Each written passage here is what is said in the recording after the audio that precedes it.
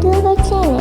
Today we are going to draw Scooby-Doo. Do you know who is Scooby-Doo? Scooby-Doo is a lovable, funny dog who loves to solve mysterious with his friends. Scooby is a Great Dane, which means he's a big dog, but he can be a bit of a scary cat. He loves to eat snacks, especially his favorite Scooby snack, which make him brave enough to face spooky ghosts and monsters. Scooby and his best friend Shaggy are always getting into the silly situation, but with the help of their friends, they always found out the monsters are just people in the costume.